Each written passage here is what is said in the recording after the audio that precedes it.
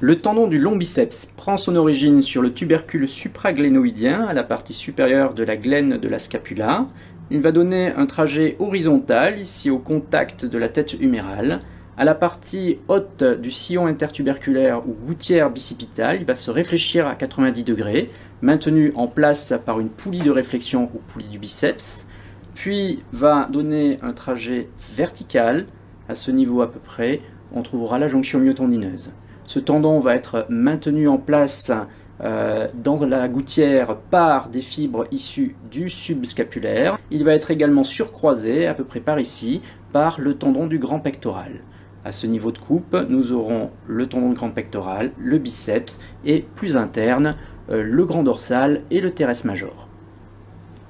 L'examen par échographie du tendon du long biceps s'effectue idéalement sur une épaule relâchée, en position neutre.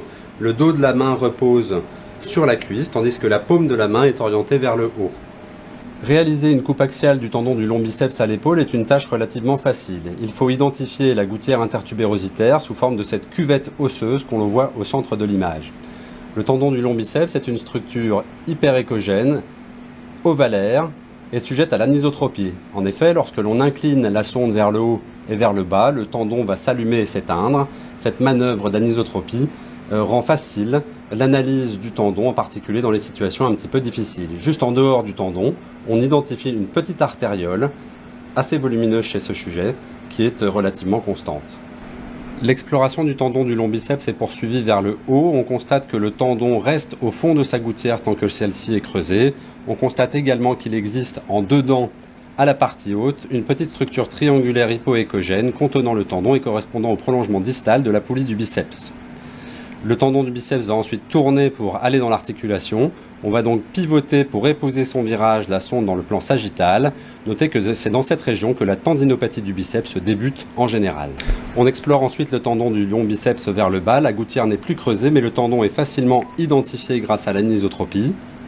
En descendant encore vers le bas, on va le voir passer sous le tendon du grand pectoral qui s'oriente transversalement pour se fixer sur l'humérus. La jonction myotendineuse du biceps est ici.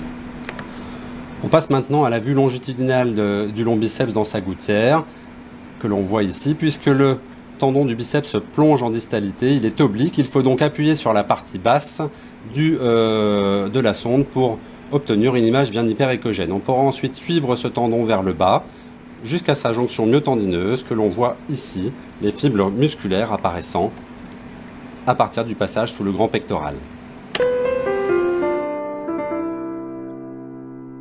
Le muscle subscapulaire est un muscle épais, puissant, triangulaire, qui naît de la face antérieure de la scapula.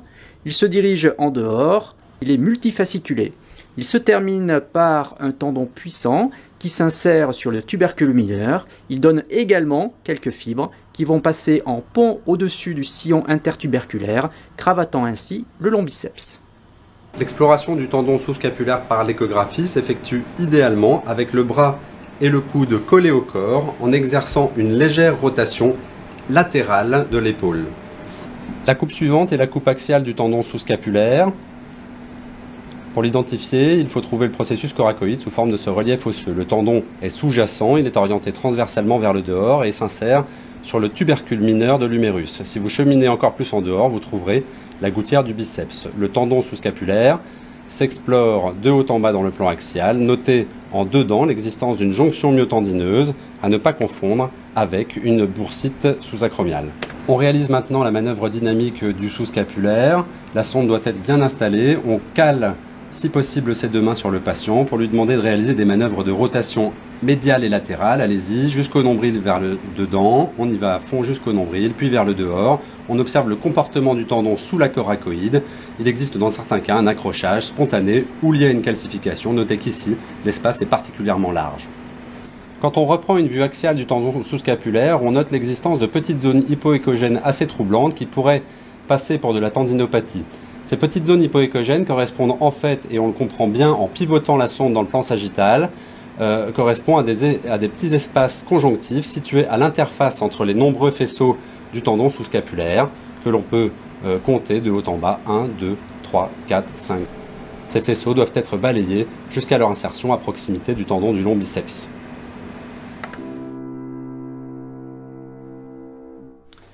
Le processus coracoïde est le siège de 3 insertions tendineuses. La plus latérale est celle du muscle courbiceps qui va venir fusionner avec la longue portion du biceps. Au-dessus de cette insertion, vous allez trouver l'insertion tendineuse du muscle coracobrachial qui viendra s'insérer à la partie médiale de la diaphyse humérale. Ce muscle coracobrachial sera traversé par le nerf musculocutané. La dernière insertion est la plus médiane et celle du petit pectoral qui va venir s'insérer sur les 3e, 4e et 5e côtes. L'ensemble de cette région coracoïdienne est recouvert par 2 muscles, le deltoïde et le grand pectoral. Nous allons voir maintenant, à partir de cette coupe horizontale sur la coracoïde, les muscles qui s'insèrent sur cette dernière. En descendant, translatant discrètement la sonde vers le bas, vous remarquez ici une portion hyperéchogène qui correspond au tendon relativement long du courbiceps. Ici, une partie plus musculaire, plus interne qui correspond au coracobrachial et de façon encore plus interne, le petit pectoral avec l'artère axillaire. Ces muscles sont situés en profondeur du grand pectoral ici et du deltoïde ici. À partir de cette coupe horizontale sur la coracoïde, dans les cas favorables, on peut avoir la chance, en descendant sur le muscle coracobrachial, de visualiser sa perforation par le nerf musculocutané que vous voyez ici sous ma flèche. En tournant la sonde dans le plan sagittal, on peut visualiser le corps musculaire de ces muscles dans le grand axe. Vous remarquez ici le coracobrachial qui a une portion d'emblée musculaire et plus latéralement le courbiceps qui a une portion tendineuse.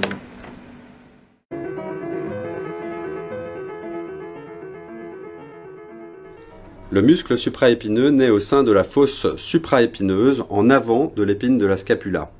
Il suit, et c'est quelque chose de très important à comprendre pour l'échographie, une trajectoire oblique vers l'avant et le dehors pour cheminer sous une arche anatomique que nous voyons ici. Elle est constituée en arrière de l'acromion, au milieu de l'articulation acromioclaviculaire et en avant du ligament coraco-acromial tendu du processus coracoïde à l'acromion vers le dehors.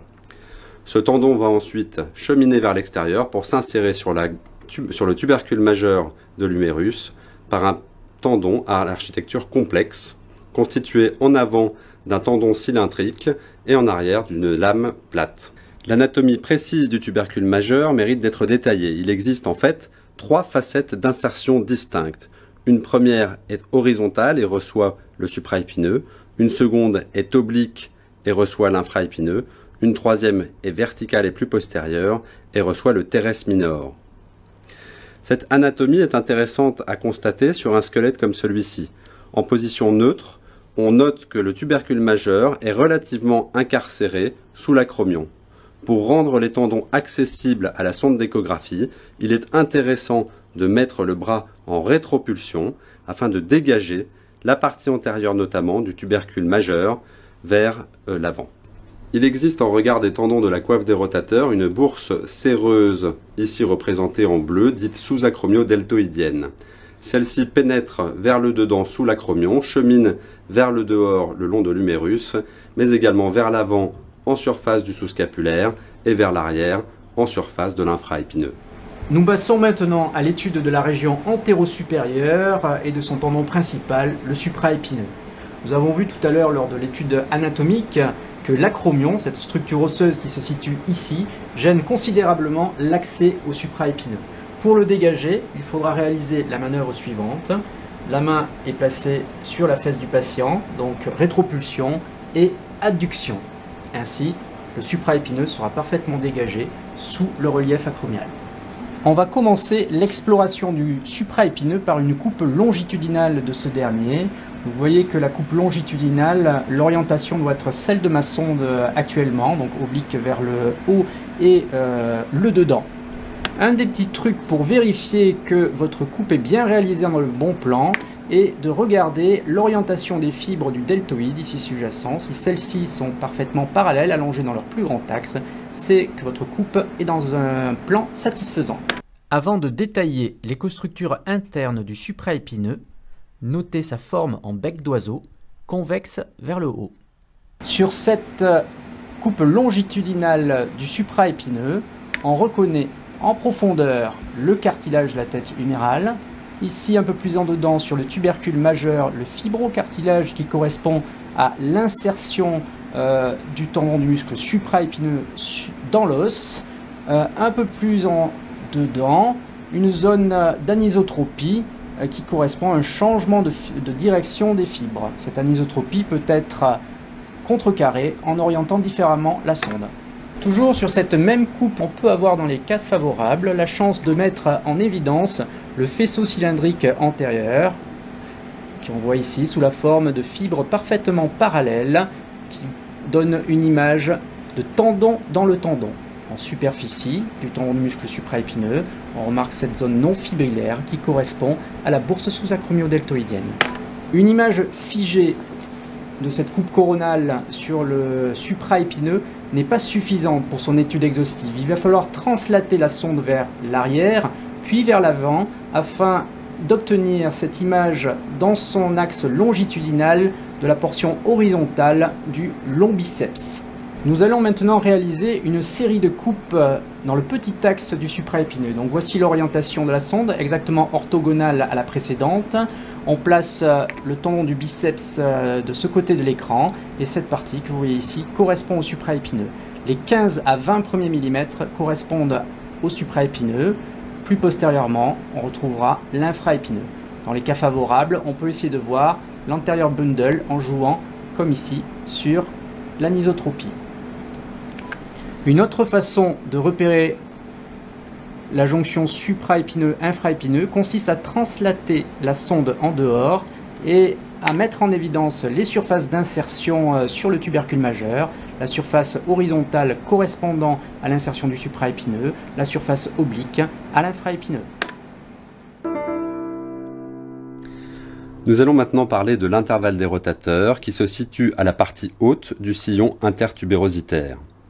Cet intervalle des rotateurs est un espace anatomique limité en avant par le bord supérieur du tendon sous-scapulaire et en arrière par le bord antérieur du tendon supraépineux. Il comporte le tendon du long biceps lors de son virage vers le bas depuis la cavité articulaire. Il est maintenu en place par la poulie comportant le ligament gléno-huméral supérieur ainsi que les deux faisceaux du ligament coraco-huméral qui se prolongent vers l'arrière par une structure appelée câble des rotateurs et qui chemine en profondeur des tendons supraépineux et infraépineux. Nous allons maintenant détailler une coupe particulièrement importante, celle dite de l'intervalle des rotateurs. On translate à partir de la coupe du petit axe sur le supraépineux la sonde discrètement vers le bas pour obtenir cette image où vous pouvez voir ici en bas le subscapulaire, ici le tendon du biceps et ici le tendon du supraépineux. Poursuivons par les éléments ligamentaires de l'intervalle des rotateurs avec un hamac ligamentaire constitué ici du gléno-huméral supérieur, ici du ligament coraco-huméral et de ses deux faisceaux. Cet intervalle se poursuivant, on le devine ici, par le câble des rotateurs à la face profonde du supraépineux. Pour faire une belle coupe sagittale du muscle supraépineux au sein de sa fosse, la sonde est ainsi placée. Il faut obtenir sur l'image 3 reliefs osseux absolument obligatoires. Le premier est la clavicule en avant, le second est l'épine de la scapula en arrière, le troisième est le bord supérieur de la scapula ici. Vous noterez en surface le muscle trapèze. Tout ce qui existe sur l'image par ailleurs entre les reliefs osseux est bien le muscle supraépineux. Pour faire une belle vue coronale du muscle supraépineux dans sa fosse, on part de la coupe sagittale, puis on pivote dans un plan coronal oblique. Le muscle est ainsi visualisé. On le voit passer ici vers le dehors, sous l'arche acromiale. Notez contre le rebord supérieur de la scapula sur cette image une petite structure vasculaire correspondant au pédicule suprascapulaire. L'articulation acromioclaviculaire unit le bord médial de l'acromion d'une part et l'extrémité distale de la clavicule d'autre part. Ces éléments de stabilité comportent un puissant ligament acromioclaviculaire, qui est supérieur, et 2 ligaments coracoclaviculaires tendus entre le processus coracoïde et la clavicule, constitués d'un ligament conoïde et d'un ligament trapézoïde. Notez en avant des ligaments coracoclaviculaires une petite artère, l'artère acromiale, et mettons en place le ligament acromio-coracoïdien. Nous allons maintenant débuter l'exploration de l'articulation acromioclaviculaire par cette coupe coronale superficielle qui permet de mettre en évidence ici, juste en superficie des reliefs osseux, le ligament acromioclaviculaire. Nous allons poursuivre par une manœuvre dynamique du cross-arm qui consiste à positionner la main du patient sur l'épaule opposée et à vérifier en simultané les mouvements de l'articulation acromioclaviculaire. Le diastasie doit rester faible, les mouvements doivent avoir une faible amplitude dans les cas normaux. Pour en finir avec l'articulation acromioclaviculaire, nous allons essayer de mettre en évidence les ligaments coracoclaviculaires. Donc on commence par cette coupe sur la pointe de la coracoïde, on essaie d'allonger cette coracoïde dans son plus grand axe. L'endroit le plus rétréci entre la coracoïde et la clavicule correspond au ligament coracoclaviculaire. Ici le conoïde, ici le trapézoïde, juste en profondeur de cette artère acromiale. On complète l'exploration de la région antéro-supérieure par la mise en évidence du ligament acromio-coracoïdien. Ce ligament est tendu de la pointe de la coracoïde et en orientant un petit peu notre sonde, on arrive à l'allonger parfaitement de la pointe de la coracoïde ici vers le rebord antérieur de l'acromion. Il existe plusieurs manœuvres dynamiques pour rechercher un conflit sous-acromial. La première que l'on peut montrer est celle décrite par Nathalie Bureau. Elle consiste à opposer sur l'image le tendon supraépineux à gauche et l'acromion à droite, à demander au patient de marquer une rotation interne, coude tendu, à faire une abduction antépulsion autour de 60 degrés. On redescend vers le bas, on teste plusieurs fois en observant le passage de la grosse tubérosité et du tendon sous l'acromion. La deuxième manœuvre dynamique que l'on peut décrire pour rechercher un conflit sous-acromial consiste en une manœuvre de NIR, bras en abduction, avec rotation médiale. On va observer lors de cette manœuvre le comportement du tendon supraépineux sous le ligament coraco-acromial. On le trouve dans le plan longitudinal comme tout à l'heure. On pivote à 90 degrés et on demande au patient de faire les mouvements de rotation interne sur ce bras en abduction. On observe alors le comportement du tendon supraépineux et de la bourse sous le ligament coraco-acromial que l'on voit à droite de l'image.